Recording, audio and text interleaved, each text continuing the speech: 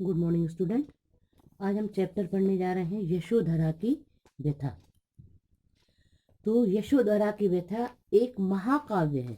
यशोधरा एक महाकाव्य है। यह मैथिली शरण गुप्त के द्वारा लिखा हुआ एक महाकाव्य है। उसका कुछ अंश यहाँ पर मैथिली शरण गुप्त के द्वारा प्रस्तुत किया गया है। तो मैथिली शरण गुप्त का जन्म चिरगांव झांसी उत्तर प्रदेश में सन 1886 ईस्वी में हुआ था। इनकी प्रारंभिक रचनाएं सरस्वती पत्रिका के माध्यम से प्रकाशित हुई। जो सरस्वती पत्रिका महावीर प्रसाद द्विवेदी की जो थी, उसके माध्यम से इनकी प्रारंभिक रचना वहां प्रकाशित हुई थी। और प्रथम पुस्तक थी रंग में भंग। इसका संपादन 1966 में हुआ था। 1969 में भारत भारती प्रकाशित हुई। ये फेमस वो है इनका, तो भारत भारती 1969 में। इसी पुस्तक में सबसे पहले हिंदी प्रेमियों को गुप्त जी की ओर आकर्षित किया। जो भारत भारती थी, इन्हीं के द्वारा लोगों ने मैथिली शरण गुप्त की तरफ आकर्षित हुए कि यह बहुत अच्छे लिखने वाले हैं। गुप्त जी ने 2 महाकाव्यों और 19 खंड काव्यों का प्रणयन किया। साकेत, यशोधरा, द्वापार, जय भारत, विष्णुप्रिया, जयद्रथ आदि आपकी उल्लेखनीय रचनाएं मानी जाती है। आप राम भक्त कवि और भारतीय संस्कृति के अनन्य थे और नारी के प्रति आपका दृष्टिकोण अत्यंत श्रद्धामय रहा। आपकी रचना राष्ट्रीयता से ओतप्रोत थी। आपको इस युग का प्रतिनिधि राष्ट्रीय कवि कहा जाता है। तो इन्होंने जो जो रचनाएं की हैं उसके बारे में इसमें बताया गया है। तो जो यशोधरा की व्यथा है, इसमें यशोधरा की जो व्यथा मतलब दुख, अपनी पत्नी जो सिद्धार्थ थे, गौतम बुद्ध थे, उनका नाम था सिद्धार्थ, राजकुमार सिद्धार्थ, अपनी पत्नी यशोधरा को अर्धरात्रि में सोता हुआ छोड़कर, उनके पुत्र राहुल को रात्रि में सोता हुआ छोड़कर राजकुमार सिद्धार्थ स्वयं साधना संपन्न करने के लिए राजमहल को छोड़कर चले गए थे। कवि ने वियोगिनी यशोधरा की विरह वेदना को इस कविता में प्रस्तुत किया है। मतलब जब राजकुमार सिद्धांत उनको छोड़कर साधना संपन्न करने के लिए, तपस्या संपन्न करने के लिए चले गए थे, तो उसके वियोग में यशोधरा किस प्रकार विरह वेदना सह रही थी, उस कविता के माध्यम से प्रस्तुत किया। और यह कविता यशोधरा द्वारा अपनी सखी को संबोधित है। बहुत बार क्वेश्चन आता है कि यह कविता किसके, यशोधरा व्यथा यह किसके लिए संबोधित करके लिखी गई है, तो यह सखी को संबोधित, इनने अपनी सखी को संबोधित करके अपनी विरह व्यथा बताई है। तो इस प्रकार इनमें बहुत सी चीजें बताई, जैसे कविता में पूरी 6 ऋतुओं का वर्णन किया गया और 6 ऋतुओं में ऋतुएं आती हैं, जाती हैं और इनकी विरह व्यथा को बढ़ाती चली जाती हैं, और वह कैसी विरह में पागल हो जाती है और किस प्रकार वह इन कवि ऋतुओं के माध्यम से अपने पति को याद करती हुई विरह मतलब आंखों से आंसू बहाती है, उसका वर्णन किया गया है। और कविता में मानवीकरण का सौंदर्य बिखरा हुआ है। फर्स्ट है, सखी बसंत से कहाँ गए वे, मैं ऊष्मा से यहाँ रही, मैंने ही क्या सहा, सभी ने मेरी बाधा व्यथा सही। तो इस कविता में यशोधरा कह रही है कि सखी से पूछ रही है कि हे सखी, बसंत के समान सुंदर सुख देने वाले मेरे प्रियतम राजकुमार सिद्धार्थ कहाँ चले गए, और मैं ऊष्मा मतलब ग्रीष्म ऋतु से यहाँ रह गई, अर्थात सिद्धार्थ के मुझे छोड़कर चले जाने से मेरा जीवन इसी प्रकार शुष्क और नीरस हो गया है, जिस प्रकार बसंत ऋतु के चले जाने के कारण चारों ओर शुष्कता और नीरसता छा जाती है। जब बसंत ऋतु आती है और चली जाती है तो ग्रीष्म ऋतु आ जाती है, तो उसी प्रकार मैं भी वैसी ही हो गई हूँ। प्रीतम की अनुपस्थिति में मैंने ही विरह व्यथा को सहन कर रही हूँ, उसी प्रकार की पीड़ा सभी सह रहे हैं। यानी मैं तो पीड़ा सह रही हूँ और मेरे साथ साथ और भी सभी सह रहे हैं। तब मेरे मोहन का उद्धव धूल उड़ाता आया, हाय विभूति रमाने का भी मैंने योग न पाया, सूखा कंठ पसीना छूटा मृग तृष्णा की माया, झुलसी दृष्टि अंधेरा दिखा टूट गई वह छाया, मेरा ताप और तप उनका जलती है जठर मही, मैंने ही क्या सहा, सभी ने मेरी बाधा व्यथा सही। यशोधरा कह रही है कि अपने को गोपी रूप में, यशोधरा ने अपने को गोपी रूप में और सिद्धार्थ को कृष्ण रूप में, देखा ना, तब मेरे मोहन का उद्धव। तो सिद्धार्थ को कृष्ण के रूप में स्वीकार कर रही है कि हे उद्धव, यह जो तुम देख रहे हो, यह ग्रीष्म ऋतु में उठने वाली धूल के झोंके नहीं है ना, ये जो धूल उड़ रही है, यह ग्रीष्म ऋतु में उड़ने वाली धूल के झोंके नहीं है, वरन मेरे मोहन की तपस्या से समस्त संसार जल उठा है, और उसी जलन के परिणाम स्वरूप धूल सूख गई है और वह वायु में मिलकर उड़ रही है। यशोधरा अपनी हार्दिक वेदना को व्यक्त करती हुई कहती है कि कहाँ तो एक मेरे प्रियतम हैं जो तपस्या कर रहे हैं, और कहाँ दूसरी ओर मैं हूँ जो मुझे तो शरीर पर भस्म लगाने का अवसर भी नहीं मिला, क्योंकि मुझे तो अपने राहुल का पालन पोषण करना है। इस ग्रीष्म ऋतु में मेरा गला सूख गया है, पसीना छूट रहा है, और रेगिस्तान में सर्वत्र मृग तृष्णा, मृग मरीचि दिखाई दे रही है, और गर्मी की तीव्रता से मेरी दृष्टि भी झुलस गई है। चारों ओर मुझे अंधेरा ही अंधेरा आंखों के सामने दिखाई दे रहा है, और अंधेरा छा जाने से मुझे अपनी छाया भी नहीं दिखाई दे रही है। यशोधरा कहती है, यह जो कठोर पृथ्वी, जठर मतलब कठोर और मही मतलब पृथ्वी, यह जो कठोर पृथ्वी निरंतर जल रही है, इसके जलन में ग्रीष्म ऋतु कारण नहीं है। यह मेरे विरह जनित ताप, मेरा ताप और मेरे प्रियतम का तप कारण है। समझ में आ गया होगा। मैंने ही क्या सहा, सभी ने मेरी बाधा व्यथा सही। जागी किसकी बाष्प राशि जो सोने में सोती थी, किसकी स्मृति के बीज उगे ये सृष्टि जिन्हें बोती थी। हरि वृष्टि ऐसी ही उनकी दया दृष्टि रोती थी, विश्व वेदना की ऐसी ही चमक उन्हें होती थी। किसके भरे हृदय की धारा शतधा होकर आज बही। तो इसमें दूसरे पद में यशोधरा अपनी सखी को संबोधित करते हुए कहती है कि अपने प्रियतम के अनुपस्थिति में जिस तरह मैं पीड़ा को सहन कर रही हूँ, उसी तरह की पीड़ा को सभी सह रहे हैं। यशोधरा कहती है, वह कौन व्यक्ति है जिसके नेत्रों से अश्रु की वृष्टि जाग उठी है, जो सूने में सो रही थी। जागी किसकी बाष्प राशि जो सूने में सोती थी, जिसके नेत्रों से अश्रु वृष्टि जाग उठी और जो सोने में सो रही थी। उसके कथन का भाव यह है कि मेरा जीवन तो प्रियतम से मिलने के समय इतना सुखमय था कि मैंने कभी भी यह कल्पना भी नहीं की थी कि कभी विरह के कारण मेरे नेत्रों में आंसू आ सकते हैं। किंतु यह विधि की विडंबना है कि आज मेरे नेत्रों से निरंतर अश्रु की धारा बह रही है। यशोधरा के मस्तिष्क में अपने मिलन की सुखद घड़ियों की स्मृति के बीज उठे, मतलब अपने सिद्धार्थ के और उसके खुद के मिलन की स्मृति के सुखद घड़ियां, वह स्मृति जाग उठी है। और वह कौन व्यक्ति है जिसकी स्मृति के बीज आज उग आए हैं, जिनका पालन सृष्टि लगातार कर रही है।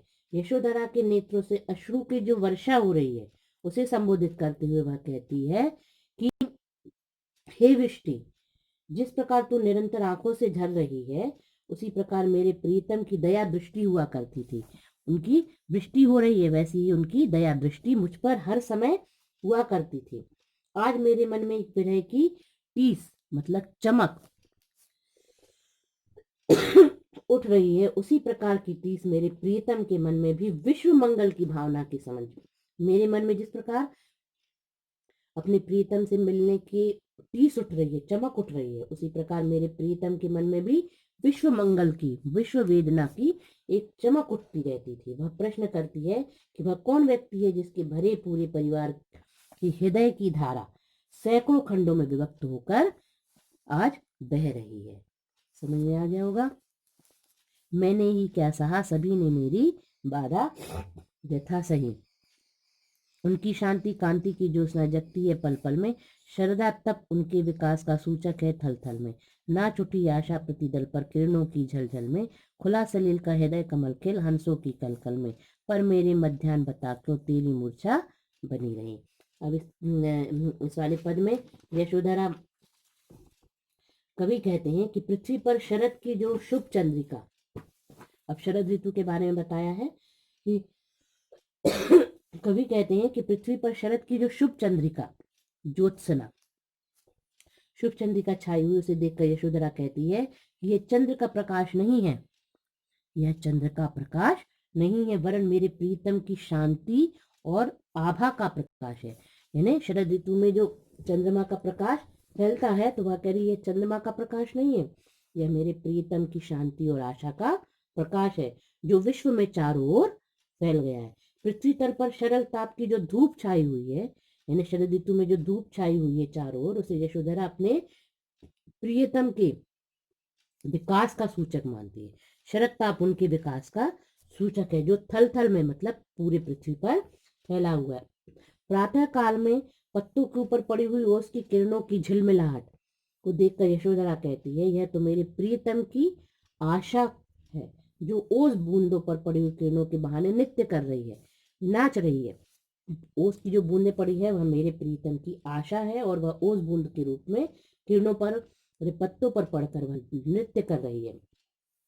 शरद ऋतु में जो सलिल सलिल मतलब सरोवर का जल स्वच्छ हो गया है और उसमें कमल विकसित हो गए। विकसित कमलों को देखकर ऐसा लग रहा है मानो सरोवर का हृदय परिवर्तन हृदय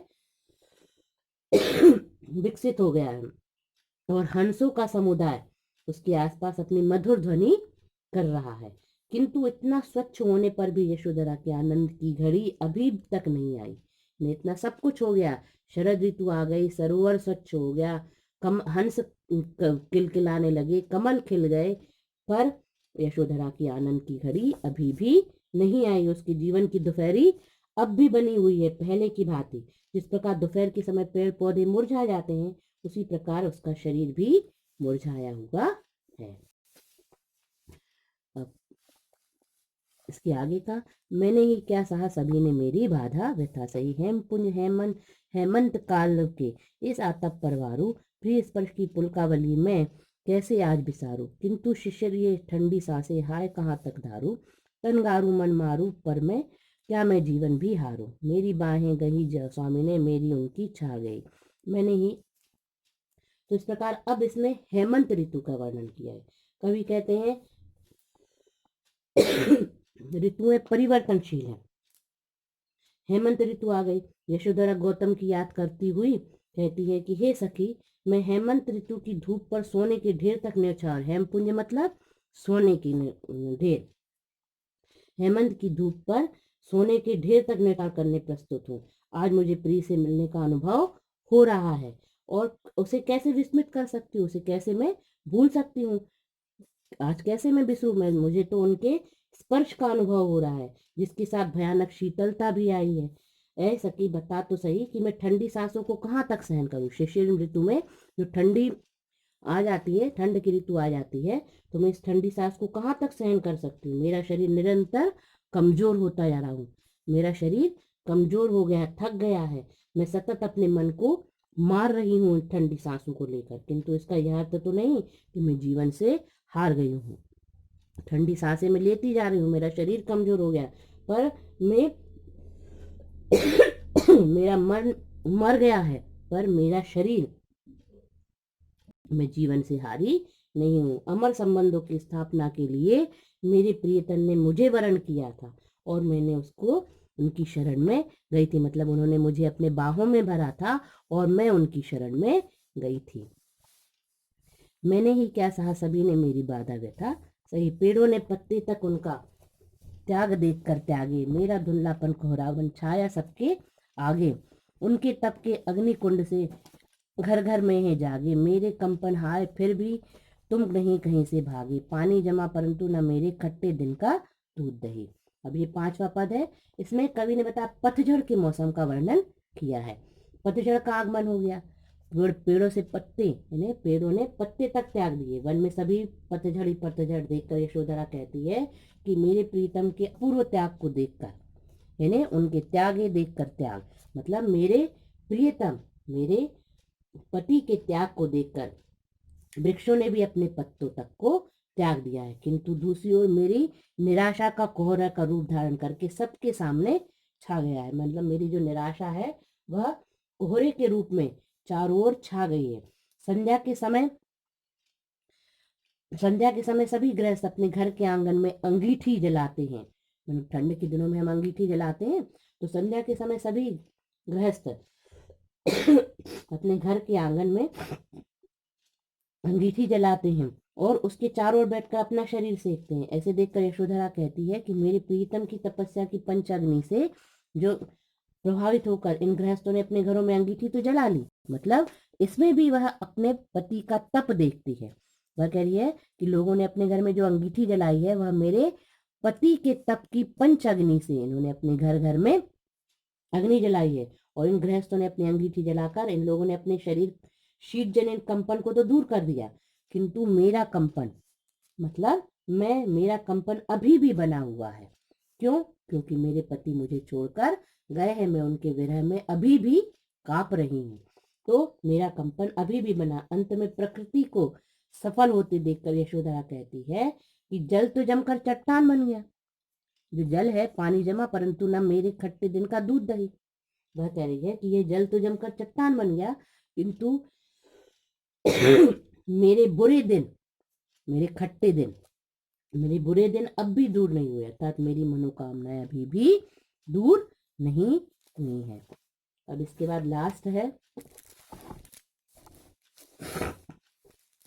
आशा से आकाश थमा है, श्वास तंतु कब टूटे, दिनमुख दम के पल्लव चमके, भव ने नवरस लूटे, स्वामी का सद्भाव फैलकर फूल फूल में फूटे, उन्हें खोजने को मानो नूतन निर्झर छूटे, उनके श्रम के फल सब भोगे, यशोधरा की विनय यही, मैंने ही कैसा है, सभी ने मेरी बाधा व्यथा सही।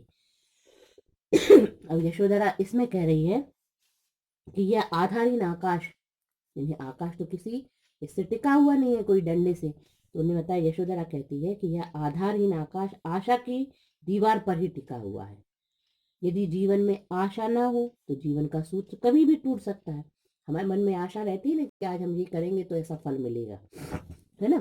तो यदि जीवन में आशा ना हो तो जीवन का सूत्र कभी भी टूट सकता है। रात्रि के पश्चात नियति के अनुसार दिन का आगमन होता है, यानी श्वास तंतु कभी भी टूट सकते हैं। दिन मुख दम के पल्लव चमके, भवनव रस लूटे। कवि कह रहे हैं कि रात्रि के पश्चात नियति के अनुसार दिन का आगमन होता है, दिन आता है, रात्रि आती है, दिन आता है। अंधकार के पश्चात सारा संसार प्रकाश से जगमगा उठता है ना। इसीलिए यशोधरा भी अपने प्रिय मिलन की आशा को लिए जी रही है।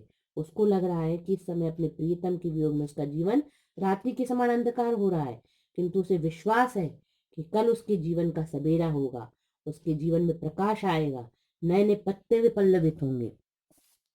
ठीक है। और जिस प्रकार पुष्पों की सुगंध समस्त उपवन महक उठा है, जिस प्रकार पुष्पों की सुगंध से समस्त उपवन मतलब जंगल महक उठा, उसी प्रकार कल उसके पति का यश सारे संसार में फैलेगा। जब यशोधरा की दृष्टि वेग से बहते हुए